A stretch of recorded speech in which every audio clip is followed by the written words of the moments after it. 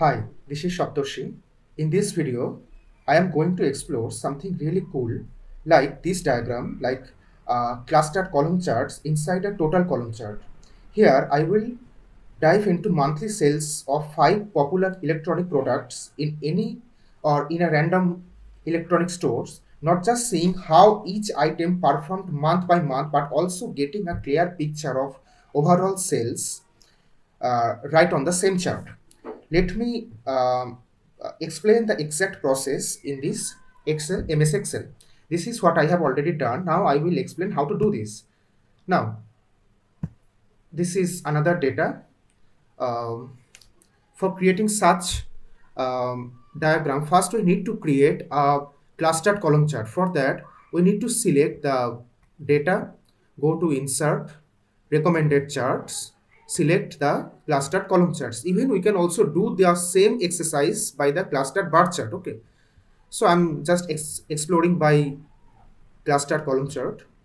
Okay, this is our product wise and month wise sales data. These are the total quantity sold, okay, for each product in each month. Now we need to show the total column chart data also, but for that we need a separate section like total sales. For that we will do sum of this series and we will drag.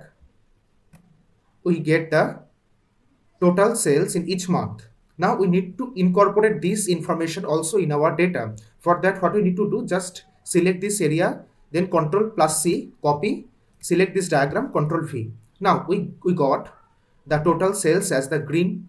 Okay. Now we need to frame this.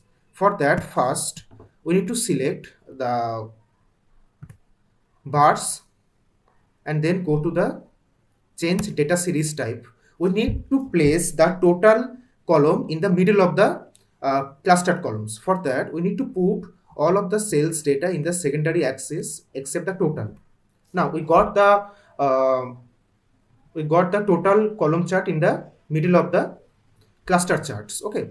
Now click on any of the cluster chart. Now go to the format data series.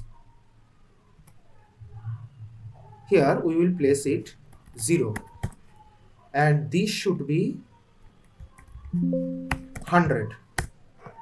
Now the space has been removed. Okay, now select the total chart. Here it will also be 0, but this will be 20 because there are 5 months. 100 divided by 5, that should be 20. Okay, now we got it. Now we have to change the secondary axis. Yeah, here I think, yeah, this per axis option, yes, the maximum value should be like 100. Yeah, it looks good. Or we can make it 150. Yes. Now we need to remove the grid lines. Sorry, we need to remove the grid lines. Also, we don't need the secondary or the primary axis here. Now for the total charts, go to fill, go for the gradient fill. You can change the color like this manner or like little bit of lighter. Yeah, this looks good, or you can keep it in the yellow. So this is almost done. Now we have to place this in the top.